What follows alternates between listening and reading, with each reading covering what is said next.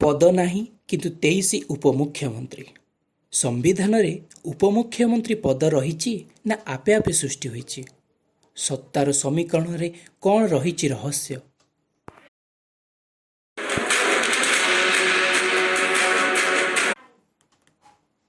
ओडिशा रे मध्यप्रदेश, छत्तीसगढ़ आउ राजस्थान भली सरकार गठनर फर्मूला आपणेची बीजेपी। जड़े मुख्यमंत्री सांगकू 2 जन उपमुख्यमंत्री शपथ ग्रहण करिसेंती। चलित जून 12 रे मुख्यमंत्री मोहन माझींक सह 2 जन उपमुख्यमंत्री कनकवर्धन सिंहदेव और प्रभाती परिड़ा पद और गोपनीयतार शपथ पाठ करिसेंती। हेले एबे चर्चा हेउची आम संविधान रे कोन सतरे मुख्यमंत्री को पद भली उपमुख्यमंत्री पद रही ना सत्तार समीकरण रे एभली किछि पद आपे आपे सृष्टि होईची?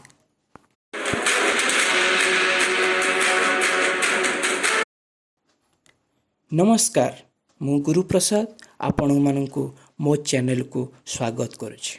आसो जानिबा ए विषय रे किछि। ओडिशा रे बीजेपी सरकार गठन करिबा पूर्वरु मध्यप्रदेश, छत्तीसगढ़, राजस्थान रे मध्य समान फर्मूला रे सरकार गढ़िथिला।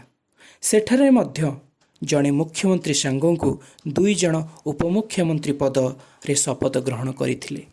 खाली सेतिकी नुहे, बिहार, महाराष्ट्र मध्य से समान घटना देखा मिलता, जहाँपर यही उपमुख्यमंत्री पद को नहीं एबे आलोचना होईछि।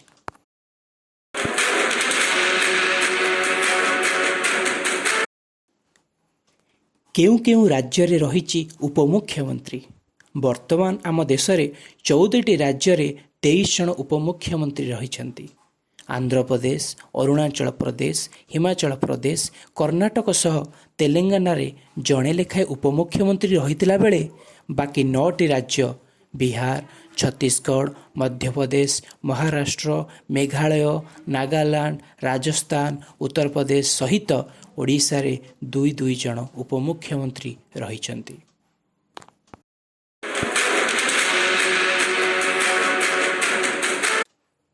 संविधान धारा 163 एवं 164 रे मुख्यमंत्री एवं मंत्रिमंडल गठन ने नियम रही।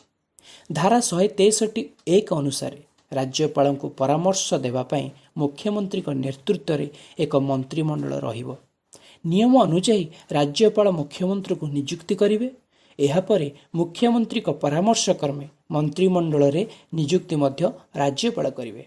हेले संविधान रे किंतु उपमुख्यमंत्री को नियुक्ति नहीं से भली कौनसी भी कथा उल्लेख नहीं। तेणु उपमुख्यमंत्री पद को कैबिनेट मंत्री को सह समान बोली विवेचना करा जाई थाए। उपमुख्यमंत्री को कैबिनेट मंत्री को भली समान दरमा एवं सुविधा मध्य मिलता है।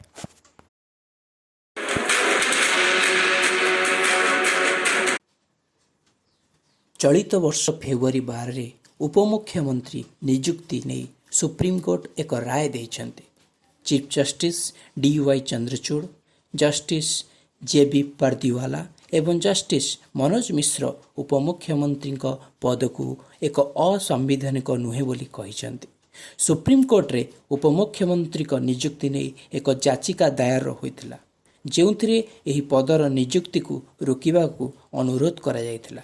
हेले याचिकार संविधान रे उपमुख्यमंत्री परी कौनसी पद नहीं एवं यह संविधान धारा 14 को उल्लंघन करे बोली लेखा जायतिला। हेले एही आवेदन को खारज कर देइथिले सुप्रीमकोर्टर चीफ जस्टिस।